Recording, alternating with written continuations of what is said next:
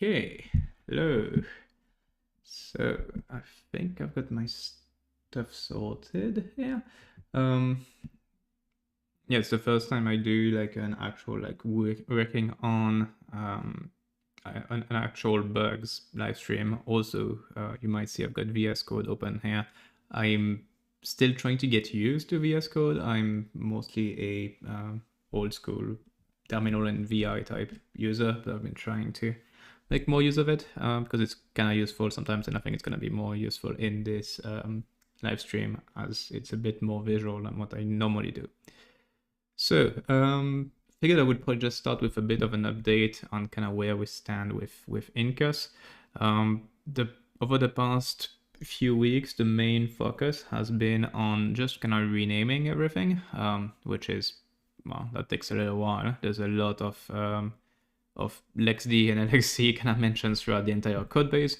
But as of earlier today, effectively all of the code has been cleaned. So there's no more LXD or LXC or anything mentioned anywhere within the code. The documentation, that's a different beast. That still needs a lot of updates. But I didn't want to try and do it kind of programmatically because there's just too much. There's a lot of stuff we need to actually think through and kind of go page by page and do it carefully. So yeah, that's why the documentation is kind of still yet to be done. Now, as far as running this thing, it works fine. Like the daemon itself runs perfectly fine locally on my machine. I can create containers with all machines. That seems to be working just fine. And I've actually kept it running overnight to make sure there was no error or anything kind of showing up, which there hasn't been. So if I actually move that terminal over here, that's the Incus daemon that's been running on my system. So you can see starts up, says it's running 516, it's running on valid Incus. Only warning is missing network priority controller for C group 2. That's normal. There's actually a change coming on the LXD side that should address that by, instead of using the C group controller, instead using NFT rules. So once that commit makes it to LXD and then gets imported into Incus, that will sort that one out. Otherwise, can see database and everything kind of coming online. It's connecting fine. I've been creating some instances to test, and ever since it's just been doing the usual periodic check for both backups and images. One small change I did yesterday is that I noticed that the logger for BGP, which I'm using here to do some routing stuff, was different than the one for Incus, which was causing some weird log entries, kind of mixed formatting between the two. So I fixed that with a small change yesterday, and we can see it here, like the peer up with the two different routers. That's coming from the Go BGP support inside of Incus, and that's now being sent properly through the main logger, so that there's no weirdness around logging. So yeah, the daemon works fine. The tests always pass too, otherwise we wouldn't be able to merge anything. So all of the test suite always needs to go through fine. There is a number of issues that are still open on it. And most of those at this point are things that will need to be addressed prior to an initial release. So looking at what's currently open, there's some things I've noticed kind of when going through the code base to do the renames, that I was like, oh, okay, well, this stuff was done as like a workaround or as a legacy thing that we probably don't want to drag into the future, and that should be dropped prior to an initial release of Incus. So one of those is the trust password. For anyone who's used LXD before, you will probably remember that during init, it asks whether you want to set a trust password. And back in the days, that was the only way you could add a remote LXD server. You would do LXD remote add, and it would then prompt for whether the certificate lines up. And if it does, it would then ask, what's the trust password? You would enter the password, and then your client would be trusted by that remote LXD. That's worked okay enough. The main problem is anyone knowing the password would effectively have full access to LXD, which could then turn into having full access to the host. So that is not great. And we've replaced that instead by using tokens. So these days you would do config trust add, give a name to the client, that would then ask for, well, then give you a one-time token that can then be used on the system to add that remote server. That's one way to do it. The other way is sending the client certificate directly to the target server and then trusting it there. So with Incus, I intend to remove the trust password mechanism entirely, so that there's no more risk of that one password that can be brute forced giving access to the entire system. So effectively it will be token only or certificate only, that's it. I mean, OIDC, so OpenID Connect, is also an option for environments that can use that. The other thing that I noticed, just going through the code base, which is Incus unprivileged only. So, I mean, it was LXD unprivileged only that got renamed, but that environment variable is used to tell the daemon not to run privileged containers. That was implemented to support Chromebooks, but these days it doesn't make that much sense because projects have been a thing way after this was first implemented, and within projects you can restrict whether a project can hold privileged containers or not. So yeah, that's variable should just go away, and anyone using Incus and wanting to restrict the use of privileged containers should just use the project limit instead, or the project restriction instead. Otherwise, there are a couple of user-reported bugs here. So there's one around looking at what to do for more fine-grained snapshot management. The current suggestion is to allow effectively having LXD create a database-only snapshot with no actual state on disk. I don't particularly like that option, mostly because it's like if the actual snapshot is not created behind the scenes properly, then we end up with a whole mess, especially if there are refreshes and that kind of stuff going on. But the general idea is to have a way to do more complex snapshot expiry. So there may be some ways to do that, either by using scriptlets more, so the mechanism that's currently used within Incus to do complex placement. The same logic in theory could be used for more complex snapshot management, which would then allow that kind of long-term rollover where you make snapshots every day, but then you only keep the current week and then one per week, and then eventually go like one per month and then 3 per year or something like that. That kind of granularity can be interesting for snapshots, but it's not something that can be done with the basic expiry mechanism that's present there. So it could be that having a scriptlet that can make the decision for when things actually expire would be useful for that. Anyway, that's just like an idea at this point. It's not something that would actually be a blocker. That's LXD, LXC fails to release GPU and VM stop. Actually, I can rename that because it doesn't really line up. So GPU not released on VM stop. So that's being currently investigated on the LXD side. So there's a good chance that we can just pick up the fix from there. But if not, that's going to be a bug to investigate.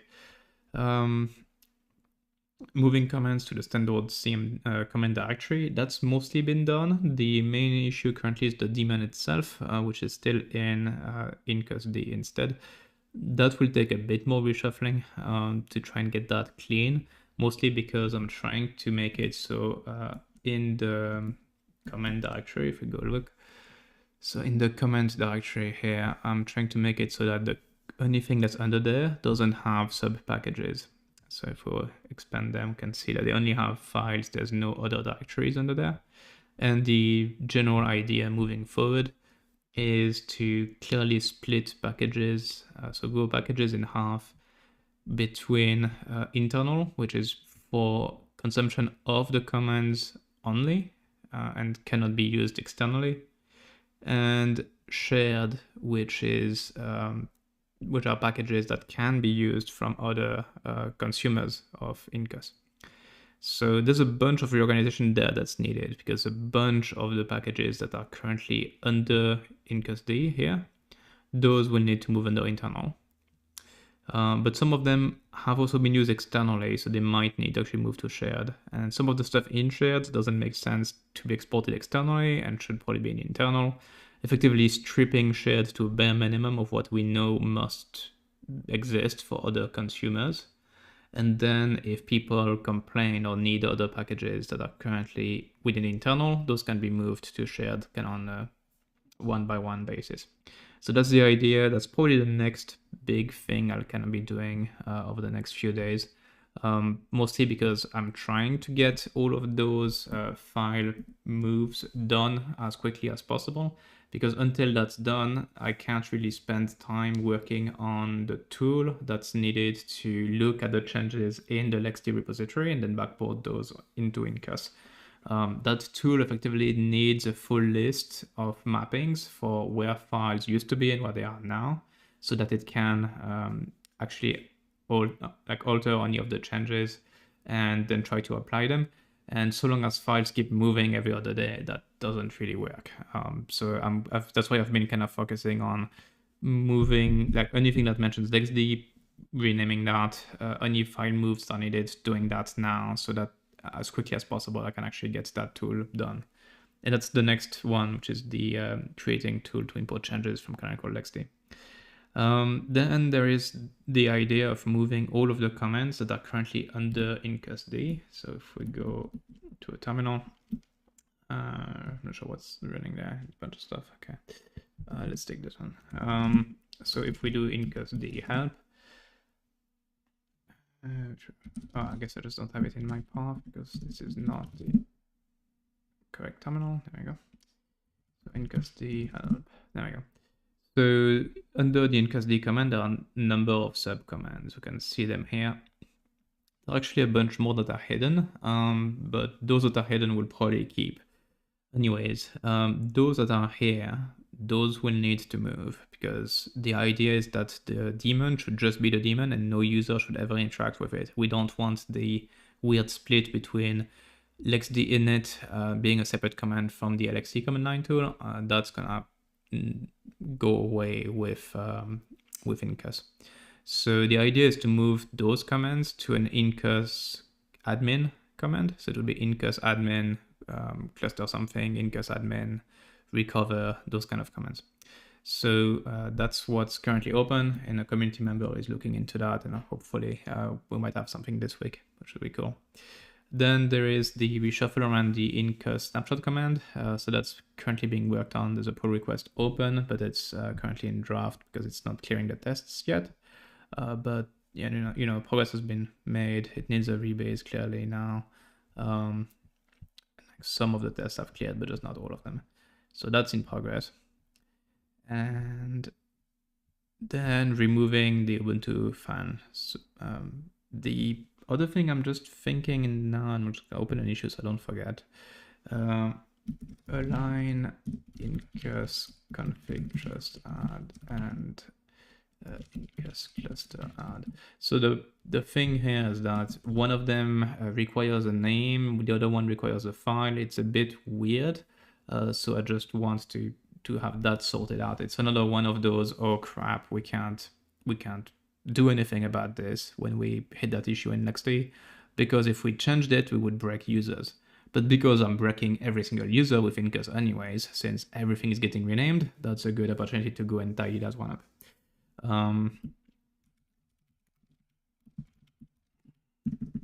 Incus and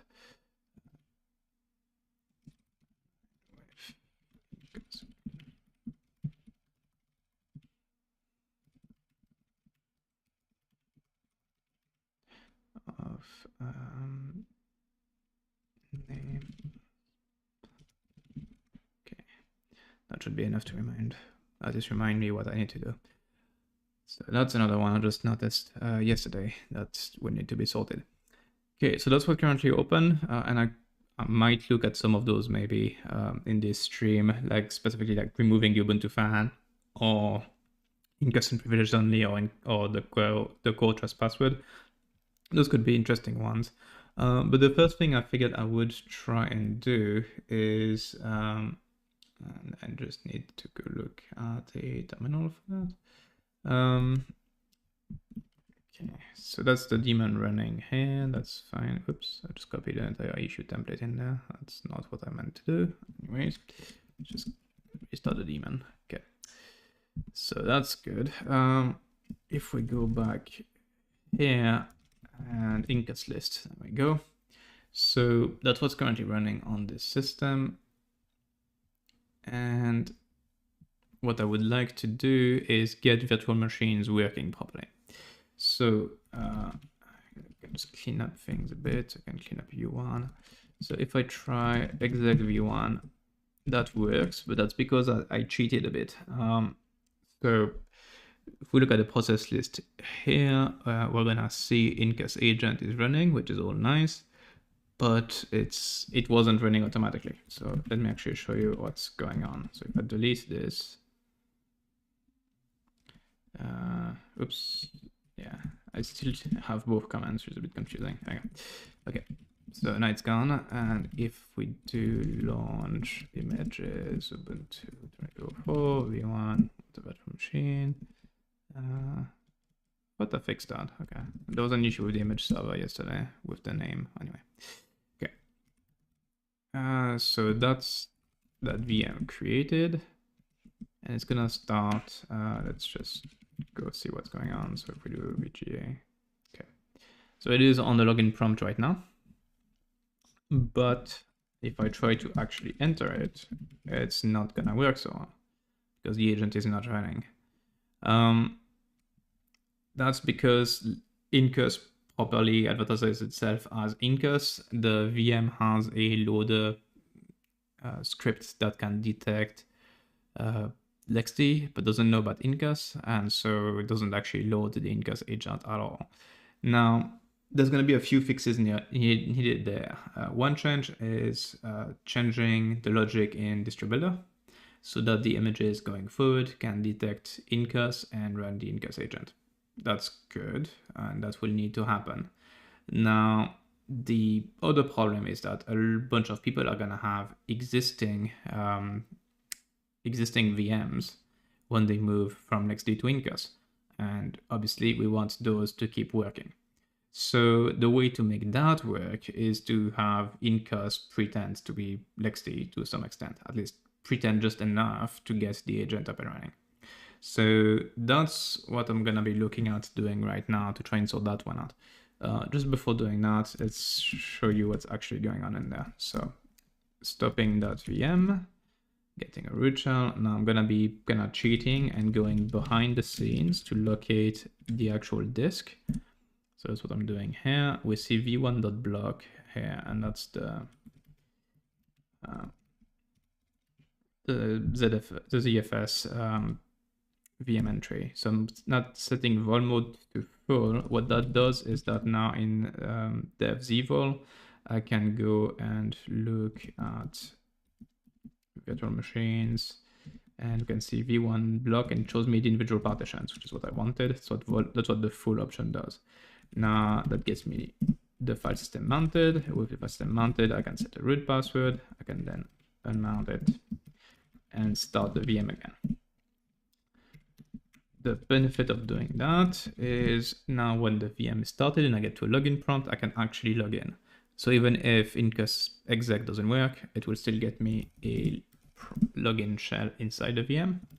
And now we can see what's going on. So there are no agents running whatsoever, which is what we expected. Then LXD agent.service exists, but it's inactive. And the reason for that is that if you go look at the .io ports, there is a port here, org.linuxcontainers.incus, but there's no org.linuxcontainers.lxd, which is what's being looked for.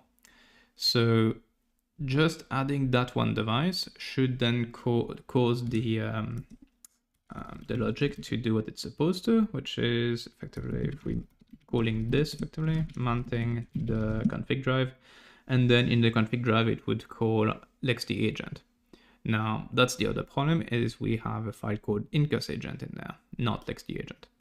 So there are two things that need to be done. One is the VM needs to advertise itself also as org.linuxcontainers.lxt.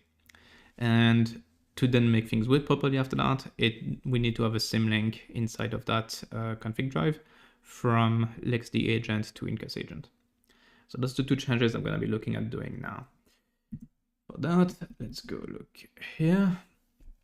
And let's see, I should be able to do a search and org.linux containers.incus. Don't remember how we do search. There we go. It's containers, incus. There we go.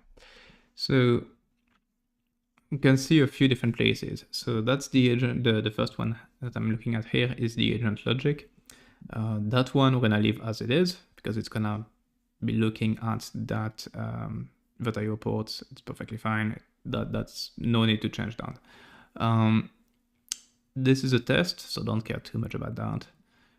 This is another bit of systemd, actually udfd logic, which we're not gonna be touching. So the one we care about is actually this one, the QEMU templates. So if we go in here, now we see a list of config sections that are gonna be added. And I think we pretty much just want it copy pasted and hope that this does what we want.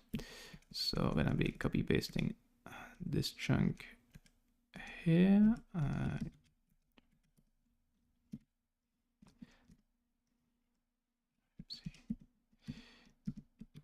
Okay.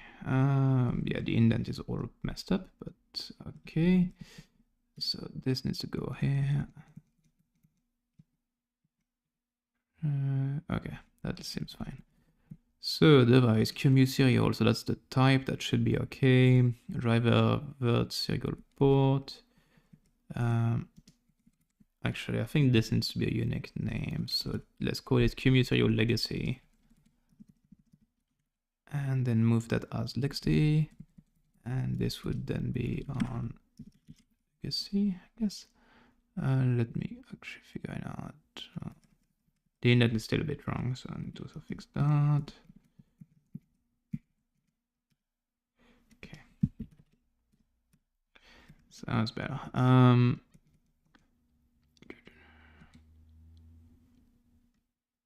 Well, actually, no, it's not. I'm still missing this bit there. Okay. And we just remember how the rest of the stuff works. So we do have device QEMU serial VirtIO virtual serial port. Then we define a character device, which is used for communication on that. Okay, which is charted something, fine. Then, okay, so that's gonna be device QEMU serial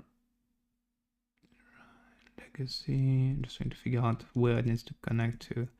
So I think it will connect to the existing serial bus, and we're gonna try maybe .1, that might work.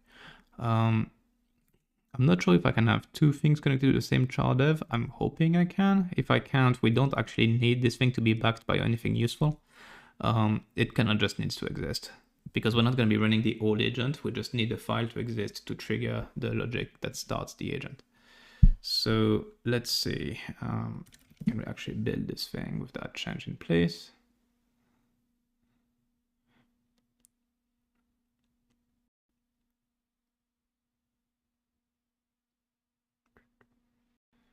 Taking a while to build.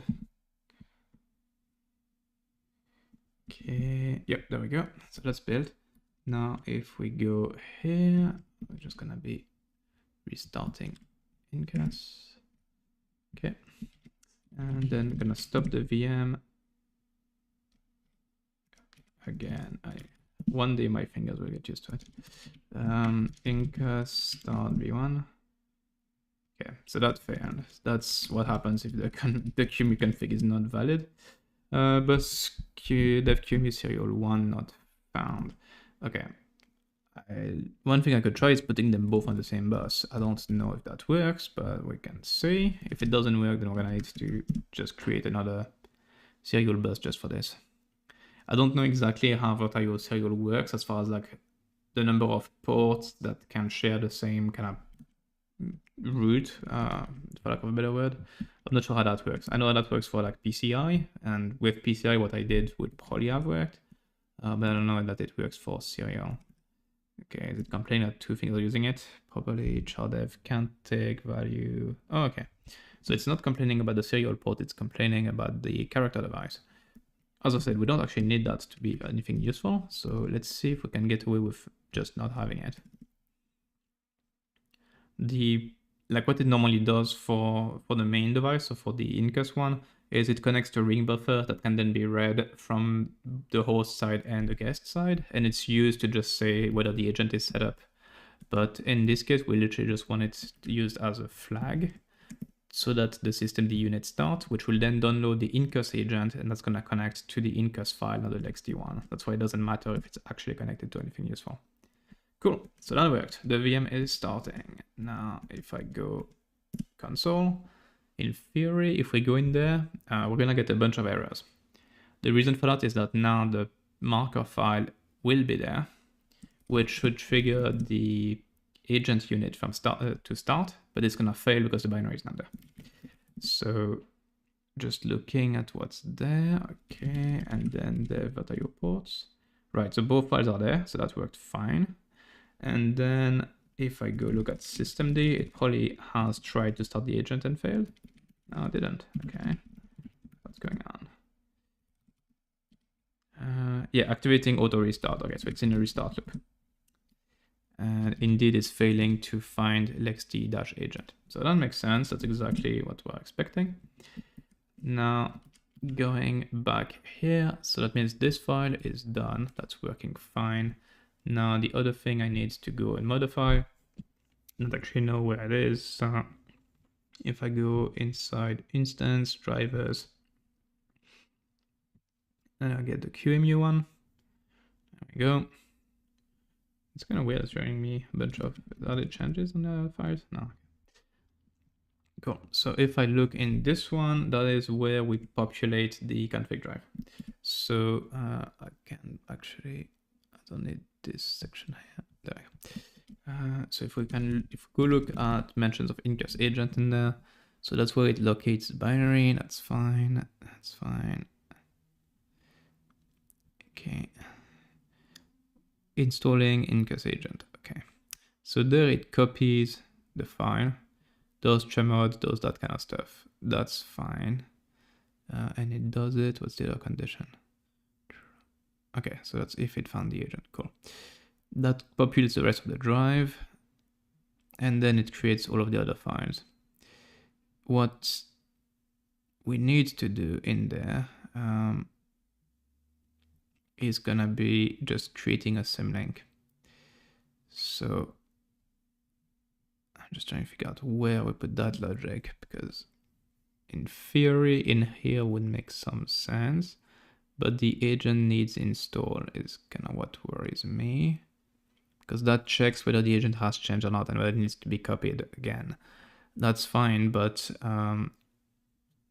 in this case I just need the symlink to exist. And I think for the other files, we're pretty much just creating them. Yeah, okay. So I think the easiest approach is gonna be, hopefully I'm not making people dizzy by scrolling up and down, sorry. So in the logic of if the agent exists, which is here, then here what we want to do is put a symlink in place. So symlink, and then what it needs to be is just Incus agent points, well, LXD agent points to the Incus agent, and that just needs to be in the right location. So that's this one. It needs to be file path.join config drive path, this thing. What did it do? Yeah, so much for autocomplete. I don't actually want it to autocomplete. There we go. Okay, so that should work. And now we need to handle the errors. Oops, not equals and not os dot is exist. So the thing is that if the symlink already exists, I don't want to consider that to be an error because it shouldn't be. Return. Okay, So in theory, that should work. That should cause when the config drive is initialized on instant startup, it should get the symlink added automatically, and that will then allow for, well, the symlink will be there. So when the systemd unit runs, it will follow the symlink and actually ends up starting Incus agent instead of LXD agent. So that's the theory anyways. Let's see if that actually works. Now going here, restarting the daemon again, going back down there and stopping the VM. Already stopped. Oh, I already stopped it from inside. Okay. Then start the VM back up.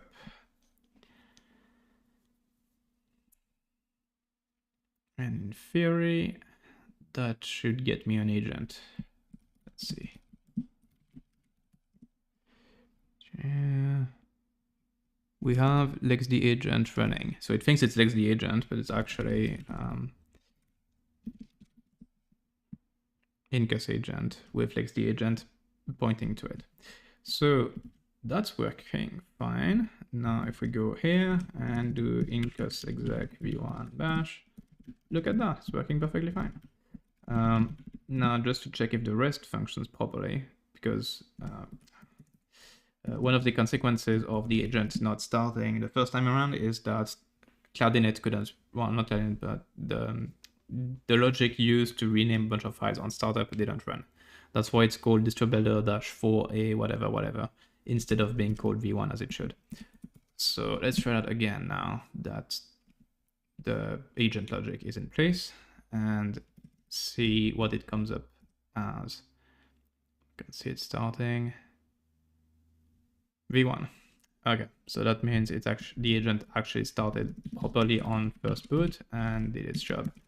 So if we go in here, yep, that's all good.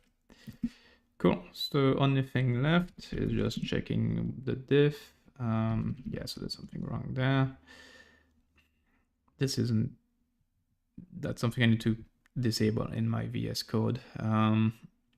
Okay, so it modified the in-driver QEMU. It messed up the client thing at the top. Okay. Let's see if we can undo that easily enough from in here.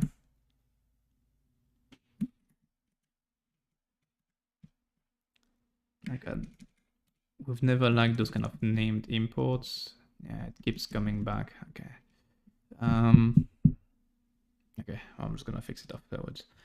So this is just a config issue in VS Code. I remember changing that setting before, but apparently I didn't change it hard enough or not in that workspace or something like that.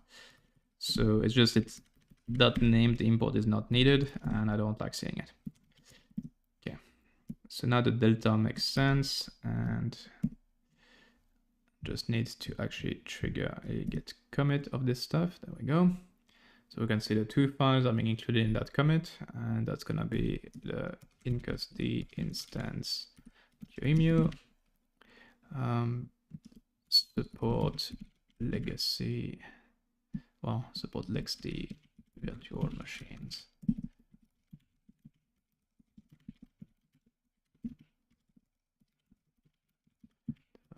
And agent symlink to allow existing virtual machines to function properly imported into Incus. There we go. I just need to be a tiny bit of formatting here.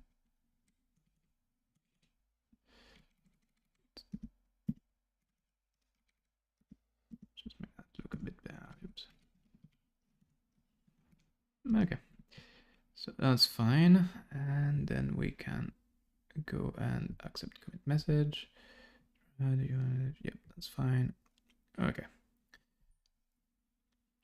So if I go just look at this guy, trying to remember what the full screen is. I know it's possible to do it, I just don't remember anymore. Ah, yeah, just that. Okay, cool. So if I look here, that's the change in question. I also usually go run go format, just make sure there's no formatting type thing I messed up. Did not. and needs to actually rebase my branch because my changes got merged in Incus proper this morning. So just rebasing my branch here, which shows it just has one commit difference with master, with main, then pushing that, and I can actually go here and just do a, not sure if it shows it here, it might. No, it doesn't. Okay, so I need to do compare main gas this and set up a request.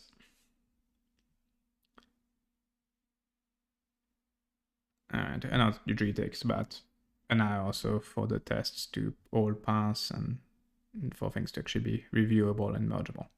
So anyway, that's that one done. That's good. Now, how long have we been live? Check. Okay, about 40 minutes. I can take a quick look at another one. Core trust password is slightly tricky because it's it will let us do a change to the API.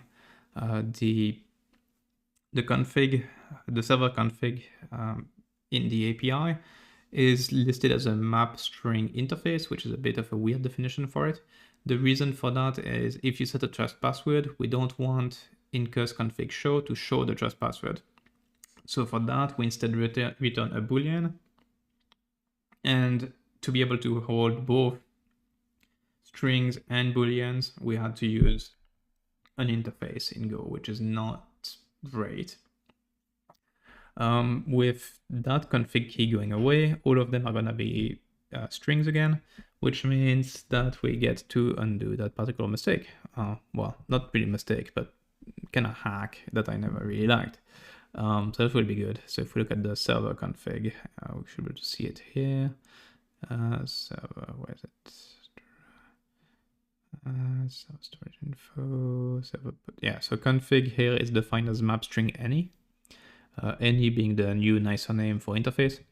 So this is gonna change to a map string as soon as the core trust password is gone. So that's gonna be good, but that will require a few more changes to do properly. So I'm probably not gonna be doing that now. The one thing I could take a look at, I don't actually know how much changes are needed to get rid of this thing, but Incus and period only, because that's effectively just removing logic, which should be pretty straightforward. So if we go in here and get that terminal back down, and then we look at what was Incus and privileged only. Okay, so that's where it's used. Documentation, not really messing too much with that. I guess we can still remove it even if the rest of the documentation is not up to date and everything is wrong. So, okay, docs, fine, that's modified. What do we have left? We've got some security tests, so the test for it needs to go away. Let's see what it was doing. Enforce that only unprivileged container can be created. Set the config, spawn a new Incus, and then unset the config. Okay, and then it's testing a whole bunch of stuff around that. Okay, I think what I would do, so instead of messing with the environment, I think what we should do is just, I'm choosing storage there. Okay, I'm just also checking when it actually deletes that daemon. Okay, immediately afterwards. Okay, cool. So that's a clean Incus daemon that we're working with. And to do the equivalent of what was being done, let's just do it the other way, which is the correct way to do it now. So let's see, oops, Incus project set default restricted true. Let me actually check. So I'm just gonna check that in my own thing here. So right now, if I was to launch images, Ubuntu 2204 test and make it privileged. So that's gonna work. yeah, my image cache is just busted today anyways. Okay, so that works fine. Now, if I do again, okay. Incus project show defaults, there shouldn't be anything weird there. But now if I set default to restricted, can I still do that? No, it's forbidden by default. Sweet. Okay, so that's what we're gonna be doing. We're just gonna be making the project restricted instead. And that's the equivalent these days to that config key, well, the cleaner version of it. So yeah, Incus project set default restricted true. That will result in, it should result in the exact same behavior. Like the launch should fail, and then trying to use any of those extra config keys should also all fail. So as far as the test is concerned, that should be fine, and that's the better way to do it anyways. So just putting that in place. Now that leaves two more places in the code where unpriv only is being checked. So there's a chunk here. Let's figure out what that does. It's in valid config. Okay. So unpriv only, get env environment if shared is true, unpriv only config. Okay, so it is actively checking those. The entire chunk can just be removed. Because we have the logic already through the project limits instead. So all of that can go away. That's an easy one. There we go. And what's the remaining one? Remaining one is down here. And that's in valid config again. This time it's for the raw LXC stuff. So it's actually checking whether you're doing an include ID map or the ID map. The thing is that if you do a restricted project, raw LXC is just blocked in general. So that also no longer applies. So that can just go away here. And in theory, we're done. That's that logic removed. Now I kind of suspect that this decided to mess up with mess up the header again. It did. So actually, I'm just gonna commit this one manually from the CLI instead of using VS Code because that's actually a bit easier. So we'll do sign off and patch mode. So yeah, doc environment, we pick up that change. This change I don't want. This change I do want. This change I do want. This is weird. Let's just not include it for now. I'm gonna go fix that. So remove Incus village. And that closes a Github issue, which has number 53. 53. Okay. And there was something weird going on in the test. Effectively, there's some white space here that's being reported, so that needs to be sorted out. So if I go back to tests security.sh, okay, this one, okay, and the white space is here. There we go. Just remove that, close it. Let's see if we are clear now.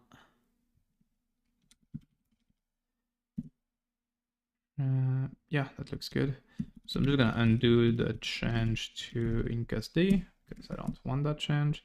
And for the test, yeah, the change is now to use Incus profile project set default instead. Okay, so I'm just gonna be amending my existing commit to include that. And that gives me this commit, which removes the environment variable, removes the logic, and modifies the test to use the new way of doing it.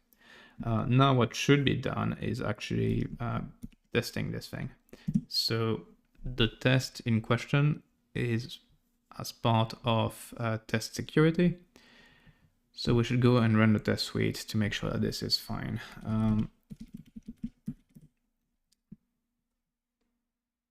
Okay.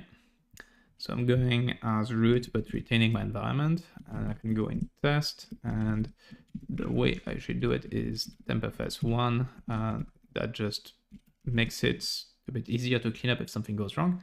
And then you can pass the name of the specific test you want to run, which in this case is security. So this is now going to be running against the Incus we have here. And it failed. Interesting. So where did it fail? It shows creating C1, starting C1. Yeah, we can't really see exactly where that failed. There's something else that's a bit of a problem right now.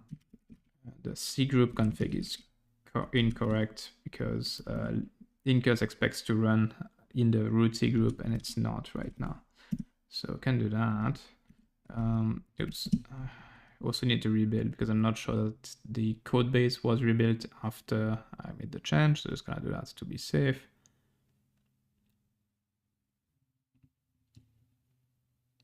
Come on. Okay. So that's the code base rebuilt. Go back to the tests. Probably need to do this one again.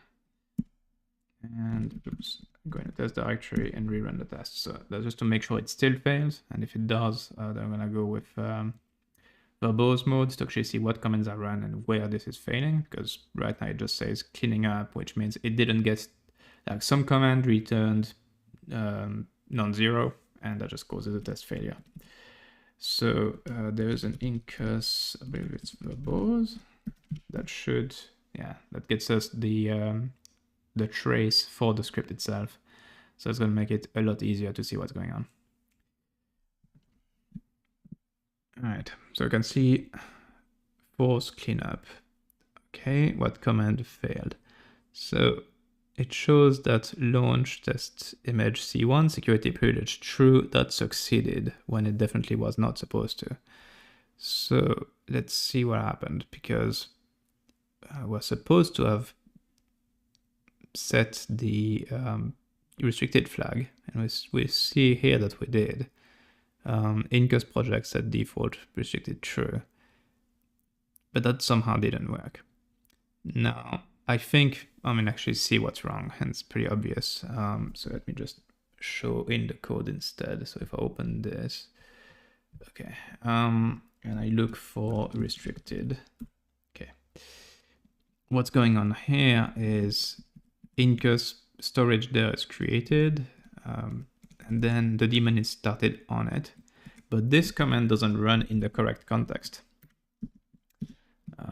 It actually should run here after Incus there is set so that it runs against the correct daemon. Otherwise it's running against the generic daemon used for most of the test suite instead of the one that spawned just for this one test. So effectively the config was not applying to where it needs to be running.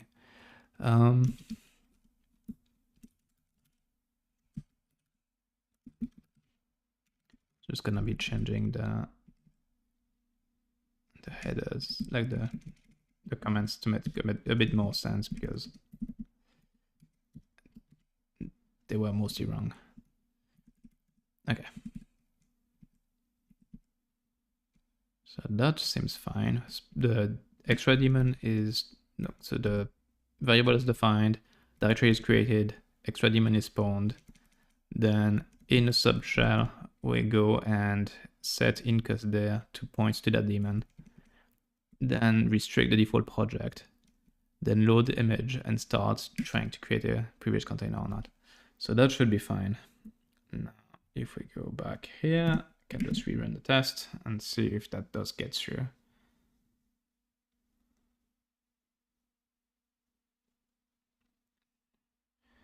Okay. So we see it failed again. And this time it failed with launch test C1, invade device, only manage network devices are allowed. So what's actually going on is that the project is a bit more restricted than it used to be. And that's failing something that was allowed for some reason with the environment variable is now no longer allowed at all, and that's causing some problems. I'm just checking. Yeah, so the issue is with the network. So when spawn Incus here is run, this also creates a default network and a default, well, it creates a default network and puts it in the default profile. It apparently does that by using the nick type bridged parent equals type syntax, which is not allowed in a restricted project by default. I don't recall if it's something we can easily allow. So let's see. Oops, I'm gonna want it's projects.md, the documentation, reference, yeah, this one. So let's see what the config options are. Because what we want as far as config options, so by default everything is blocked. The one we really want is this one. Restricted to containers privilege should be to unprivileged only. And that's the default, so that's fine. Low level needs to be blocked because otherwise raw LXC and stuff are allowed, which again we don't want. Nesting, don't really care. That could be allowed, it's fine, but we don't need it for the test. Restricted devices nick, I think is the one we might need to move to allow to make the test work. So let's see. Incus project set default restricted dot, is it device or devices? I don't recall. Devices.nick allow.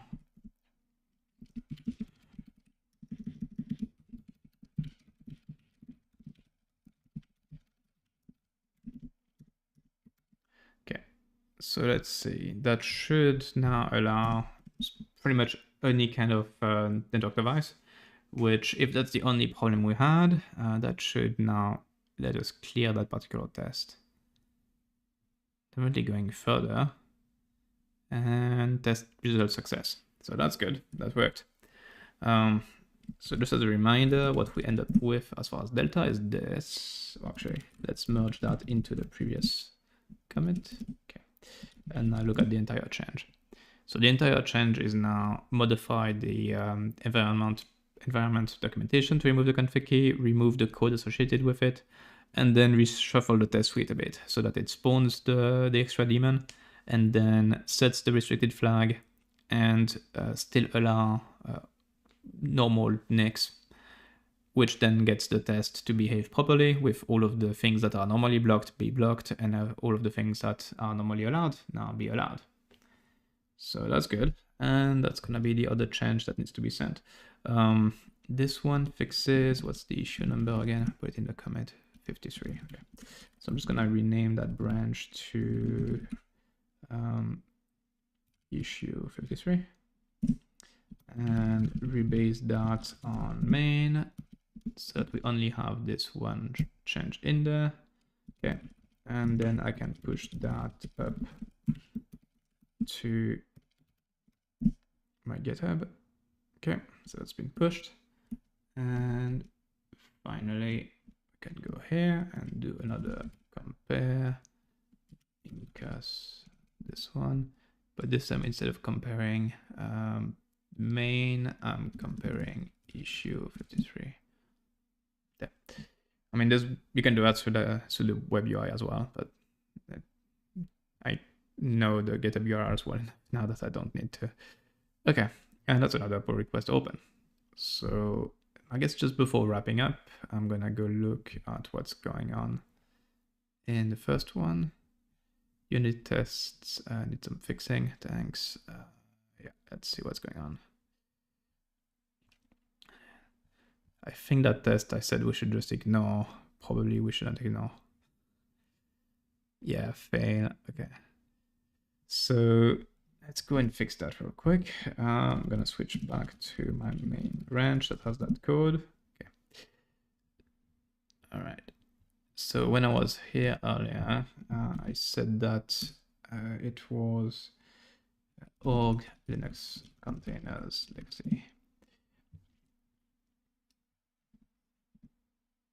Incus actually was the one I wanted to see. Yeah, there we go. So there's a config test thing here, that section. So presumably the issue is that we are now getting a new device, which is not listed, and that's causing some problems. So I think it's gonna be device cumulative legacy from what I recall. This remains the same. This is now LexD, and there's no chardev. I think that's it. So let's just go here. Yeah, that chunk is added, and because the PR is not merged yet, what I do is that I just merge it straight into the previous commit, so keep things clean. Oh, right, I messed up. I messed up because my branch has also the other change that I just worked on, so I need to clean things up a tiny bit. Do that this way, and then Incus the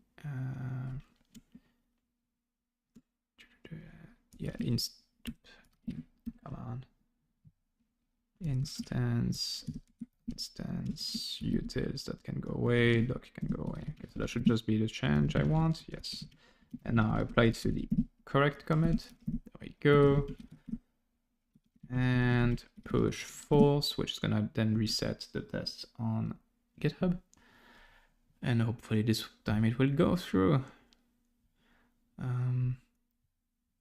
It should notice that I did the force push. Yeah, force pushed, and the tests are running again. So that should fix that particular test failure, hopefully. I could try and run them locally. Let's see if I can figure out how to do that again. So it's something like that. Incus the instance drivers. Let's see. I always have a bit of a hard time getting some of our tests to be applied perfectly correctly. But yeah, it looks like it's happy, which is good. So it should actually clear now on GitHub, and the change can then be merged. So yeah, that's it. I think that's enough for this stream. I don't want it to last for hours and hours and hours. Anyways, but yeah, this one will allow for Incus to run existing virtual machines and also consume the current images on our image server until we change distro builder to generate the Incus, well, to change its systemd unit to properly detect Incus and handle it. So that one's good. The other one is just removing unprivileged only. So that was pretty trivial, except for that test suite that needed some amount of tweaking. Those two changes will go up, and I'll keep going through the other issues and cleaning things up. There's still no date on like when the first release of Incus will come out, but I'm hopeful then in the next, like I'm hoping for late September. That would be good. So effectively giving me about a month to get the rest of the stuff sorted out. There's not a ton left, at least nothing super obvious. The main thing is going to be getting that review tool up and running, so the LexD changes can be reviewed and included where it makes sense. LexD released 5.17 last week, so definitely want the first release of Incus to be at least include all of the 5.17 changes and quite possibly the 5.18 changes as well by the time it comes out. And yeah, that's it. Hopefully this was kind of interesting. I've never done a stream where I literally work on things like that. Like there was obviously no prep work. Like the VM issue is something I noticed late last night. I was like, okay, well, I need to sort that one out. And otherwise it was just an issue I just picked off of GitHub. That kind of shows you maybe how to look at it, how to reason about it, and how to get your changes up for review. There are a bunch of more issues open, so if you feel like it, you just comment in once and go interested in working on it. Like I or some of the other maintainers can give you a few pointers for sure, and then getting things up and running. The other thing with the upcoming release for late September is that I'm going to have to sort out some amount of packaging. The current plan for Incus is that Incus upstream is not going to do packaging. we're just going to be doing normal open source upstream behavior where we make a tag, we change the tarball, we move on. That's the only thing that's going to be present within the Incus repo itself. Now, on my side, as my company, I do intend to make packages. And kind of similar to what I've done recently with my Linux and ZFS packages. So if you look at here, there's like instructions for how to use those repos, and they're all built through GitHub Actions. I intend to do the same thing with Incus. So effectively having initially just daily builds that take the current source code, builds everything, and publishes with the same set of distros as what we have currently for both Linux and ZFS, which means the most recent two LTSs for Ubuntu, so 2004, 2204, and the most recent two Debian releases, so Debian 11, Debian 12. So I intend to do the exact same thing for Incus, and that package is gonna be, like, by distribution standard, a pretty bad package because it's gonna be bundling a bunch of stuff. The idea is that while this is not gonna be a snap, it's gonna be a deb, I still like some of the aspects of what we had with the snap, specifically the ability to ship a trimmed down, well-tested, well-validated QEMU. Same thing for EDK2, which is the EFI firmware that's used. Same thing for libelXE, LexCFS, and CarSQL, which is a replacement of TQLite. All of those pieces, I like having a lot of control on exactly what version they ship, exactly how they're built, and being able to properly validate them. So I don't want to reuse distro versions of those, and I'm just gonna want the Incus package to come with all of those together. Not clear yet, but I'm gonna literally be doing a single Incus package that's kind of fat and heavy, like 50 megs large type package that includes everything in it. Or if I'm gonna go with like Incus-QEMU, Incus-EDK2, that kind of stuff to split things up. I don't think at the beginning, I don't think it's gonna matter too much. The reason for that being that it's all gonna come from the same build anyways. So all of the packages will be revved at the same time, meaning that you'll all have to update them anyways. Down the line, it could be interesting to split things up a bit more so that there's like Incus QEMU package that comes with QEMU and EDK2, because those two bits don't change as often as Incus does. And so not having those get rebuilt daily might save you a bunch of bandwidth and package updates and stuff on your machine. So that's kind of the idea. I think initially I'm going to go the lazy approach because I'm going to be trying to just save time and get things up and running as quickly as possible by just publishing one fat Incus package that bundles everything that's needed. And then down the line, as I see more and more people using those packages and consuming bandwidth, it's going to be also in my best interest to change that to move to separate packages that don't roll quite as often. But in general, all of the snap kind of packaging logic and stuff is gone from the Incus code base already. This is going to be not native deb packages for Debian and Ubuntu. The choice of distro is simply that I've been using Debian derivative distros for forever, so I'm going to be doing those. If someone else from the other distros wants to package them natively in the distro, that's great, and I'm really looking forward to that. I think there's already some interest on like OpenSUSE or Arch Linux and some of the other distros to have Incus packages, so it will be amazing. If someone wants to offer the similar, like more tested combined fat builds for other distros, whether it's like Fedora, CentOS, or any of the derivatives, that'd be amazing too. But yeah, my plan there is to try and keep things pretty separate between what Incus, the open source project part of LXC, does and what I personally do on top of it, to just make it simple, make it also easier for others to join in. Like if someone else wants to come and provide support, provide their own packages and stuff, that would be great. I would definitely want more of that as part of Incus. So that's kind of the plan. Yeah, I'm hoping that over the next month, we can get initial release of Incus out. We can have daily packages be built. We can have stable packages once that release comes out. And that should let people play with it a bit more. It's not it's not gonna be necessarily the point at which you want to jump unless you're manually running stuff on your system. The reason for that is that there's another big piece of work that's still to be done, which is a migration tool. There needs to be a tool that can inspect your LXD deployment, look at all of the config keys and things that are no longer supported in Incus, and effectively fail to migrate and tell you to go and change those configs prior to migrating.